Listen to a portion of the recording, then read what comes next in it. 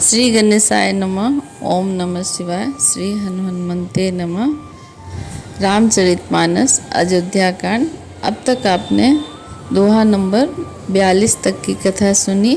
अब आगे की कथा इस प्रकार है।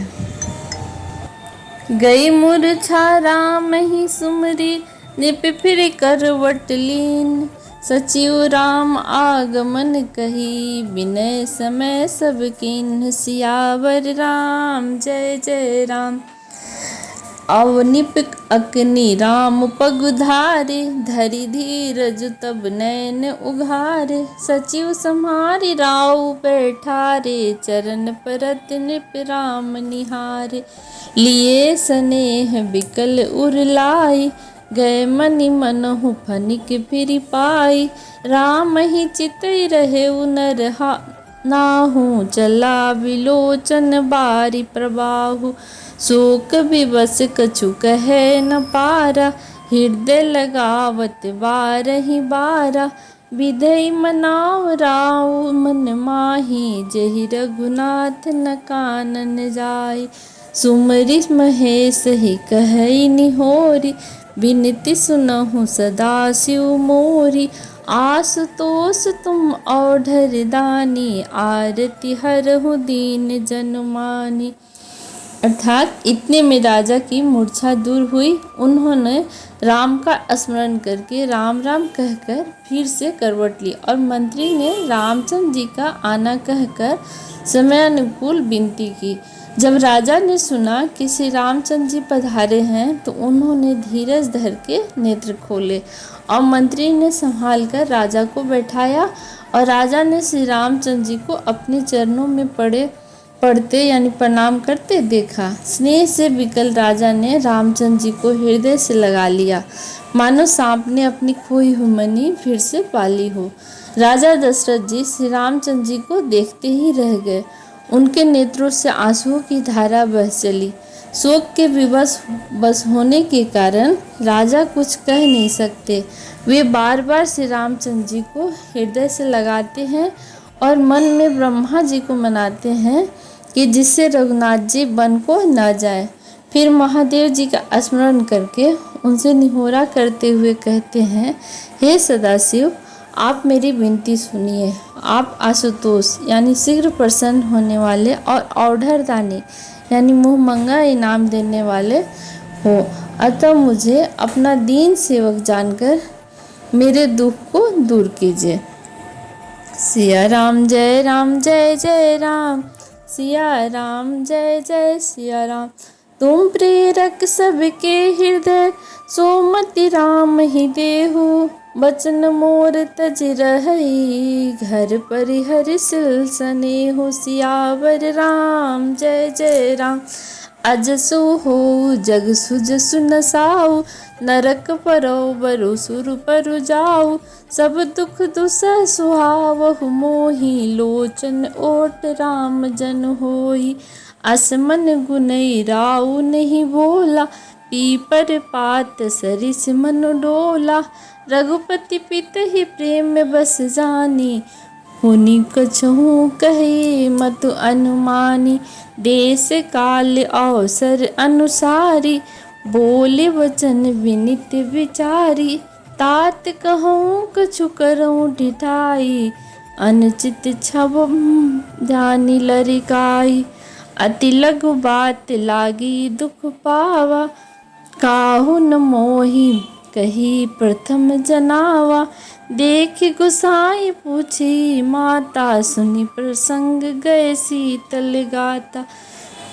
अर्थात आप प्रेरक रूप से सबके हृदय में हैं। आप श्री रामचंद्र जी को ऐसी बुद्धि दीजिए जिससे वे मेरे वचन को त्याग कर और शील स्नेह को छोड़कर घर में ही रह जाएं। जगत में चाहे अपयश हो या सुयश नष्ट हो जाए, चाहे नया पाप होने से मैं नरक में गिरूं अथवा स्वर्ग चला जाऊं, पूर्व पुण्यों के फलस्वरूप मिलने वाला स्वर्ग चाहे मुझे ना मिले, और भी सब प्रकार के दूसरा दुख आप मुझे सहन करा ले, पर श्री रामचंद्र जी को मेरे आँखों की ओट न हो। राजा मन ही मन इस प्रकार विचार कर रहे हैं और बोलते नहीं। उनका मन पीपल के पत्ते की तरह डोल रहा है। श्री रामचंद्र जी ने पिता को प्रेम के वश जानकर और यह अनुमान करके कि माता फिर से कुछ कहेगी तो पिताजी को दुख होगा, देश काल और अवसर के अनुकूल विचार कर विनीत वचन कहे, हे तात, मैं कुछ कहता हूँ, यह ढिठाई करता हूँ। इस अनौचित्य को मेरे बाल्यावस्था समझकर क्षमा कीजिएगा। इस अत्यंत तुच्छ बात के लिए आपने इतना दुख पाया। मुझे किसी ने पहले आकर यह बात नहीं जनाई। स्वामी, आपको इस दशा में देखकर मैंने माता से पूछा। उनसे सारा प्रसंग सुनकर मेरे सब अंग शीतल हो गए, यानी मुझे बड़ी प्रसन्नता हुई। सिया राम जय राम जय जय राम, सिया राम जय जय सिया राम। मंगल समय स्नेह बस, सोच परिहर ही तात। आयसु दे हर सिया, कही पुल के प्रभु गात। सियावर राम जय जय राम। धन्य जन्मो जगनी तल तासु, पितहि प्रमोद चरित सुनी जासु।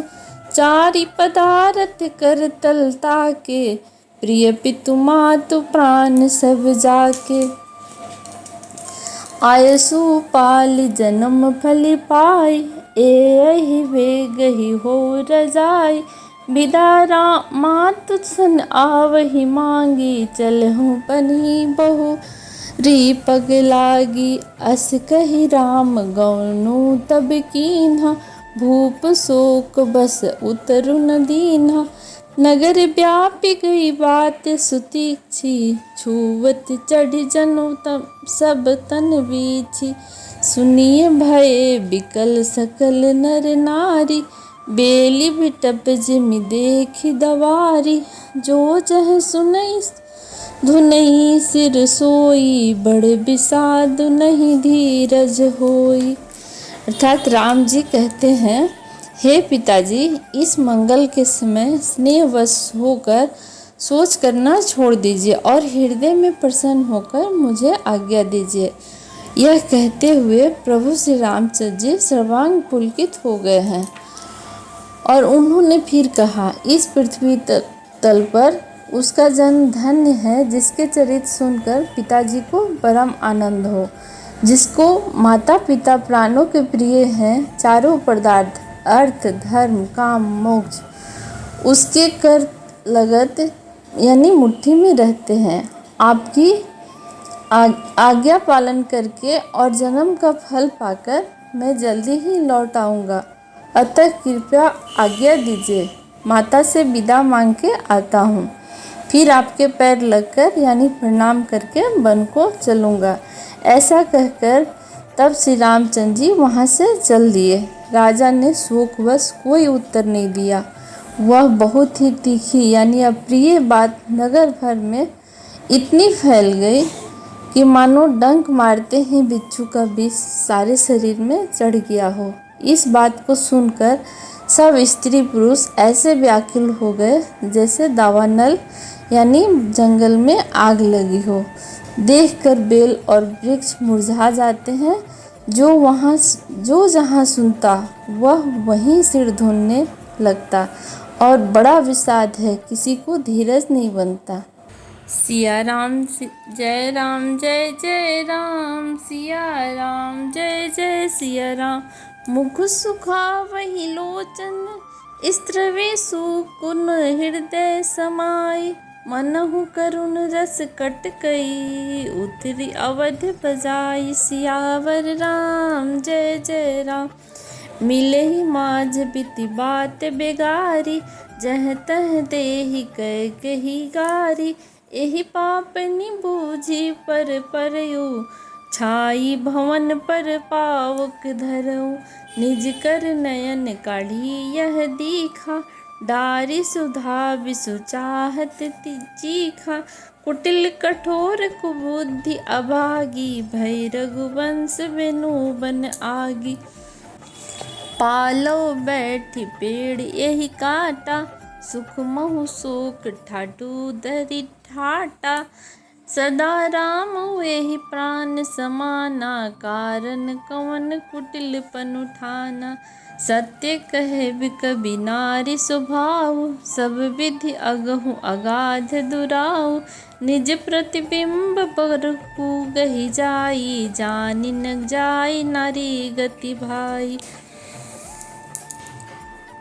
राम जी के जंगल जाने की बात सुनकर सबके मुख सूख जाते हैं और आंखों से आंसू बहते हैं और शोक हृदय में समाता नहीं, मानो करुणा रस की सेना अवध पर डंका बजाकर उतर आई हो।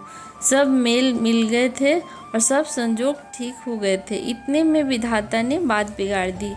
जहाँ तहाँ लोग कैकेयी को गाली दे रहे हैं। इस पापिन को क्या सूझ पड़ा जो इसने छाए घर पर आग लगा दी हो, और यह अपने हाथ से अपनी आँखों को निकालकर देखना चाहती है और अमृत फेंक कर विष चखना चाहती है। यह कुटिल कठोर दुर्बुद्धि और अभागिनी कैकेयी रघुवंश रूपी बाँस के वन के लिए अग्नि हो गई है। पत्ते पर बैठकर इसने पेड़ को काट डाला, सुख में सुख का ठाट ठाट कर रख दिया। श्री रामचंद्र जी इसे सदा प्राणों के प्रिय थे, फिर भी न जाने किस कारण इसने यह कुटिलता ठानी। कवि सत्य ही कहते हैं, स्त्री का स्वभाव सब प्रकार के पकड़ में न आने योग्य अथाह और भेद भरा होता है। अपनी परछाई भले ही पकड़ जाए, पर भाई स्त्रियों की गति नहीं जानी जाती। सिया राम जय राम, सिया राम जय जय सिया राम। काह न पाव गुजारि सका, कान समुद्र समाई। कान करे अबला प्रबला, के ही जग कालू न खाए। सियावर राम जय जय राम। का सुनाई विधि काह सुनावा, यह दिखाई चह काह दिखावा। एक कही भल भूप न कीन्हा, बरु विचार नहीं कुमति दीना। हो हठि भयउ सकल दुख भाजनु, अबला बिबस ज्ञानु गुनु गाजनु। एक धर्म परिमिति पहिचाने, नृप ही दोष नहीं देहि सयाने। सिबिदधि हरिचंद कहानी, एक एक सन कहई बखानी। एक भरत कर सन्मत कहई, एक उदास भयो सुनि रहई। कान मुदी कर रद गही जीना, एक कहई यह बात अलीहा। सुकृत जाहि अस कहत तुम्हारे, राम भरत कहो प्राण प्यारे। आग क्या नहीं जला सकती, समुद्र में क्या नहीं समा सकता। अबला कहने वाली प्रबल स्त्री जाति क्या नहीं कर सकती, और जगत में काल किसको नहीं खाता। विधाता ने क्या सुनाकर क्या कर दिया और क्या दिखाकर अब यह क्या दिखाना चाहता है। एक कहते हैं कि राजा ने अच्छा नहीं किया, दुर्बुद्धि कैकेयी को विचार कर वर नहीं दिया, जो हठ करके कैकेयी की बात को पूरा करने में अड़े रहकर स्वयं सब दुखों के पात्र हो गए। स्त्री के विशेष बस होने के कारण मानो उनका ज्ञान और गुण जाता रहा। एक दूसरे को धर्म की मर्यादा को जानते हैं और सयाने हैं। वे राजा को दोष नहीं देते। वे सीवी दधीची और हरिश्चंद्र की कथा एक दूसरे से बखान कर कहते हैं। कोई एक इसमें भरत जी की सम्मति बताते हैं, कोई एक सुनकर उदासीन हो जाते हैं और कुछ बोलते नहीं। कोई हाथों से कान मूंदकर और जीभ को दांतों तले दबाकर कहते हैं, यह बात झूठ है, ऐसी बात कहने से तुम्हारे पुण्य नष्ट हो जाएंगे। भरत जी को श्री रामचंद्र जी प्राणों के समान प्रिय हैं। सिया राम जय राम, सिया राम जय जय सिया राम।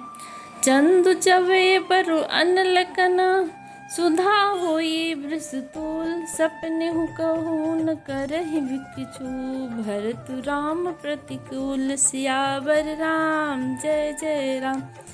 चंद्रमा चाहे शीतल किरणों की जगह आग की चिंगारियां बरसाने लगे और अमृत चाहे उसके विष के समान हो जाए, परंतु भरत जी स्वप्न में भी कभी श्री रामचंद्र जी के विरुद्ध कुछ नहीं करेंगे।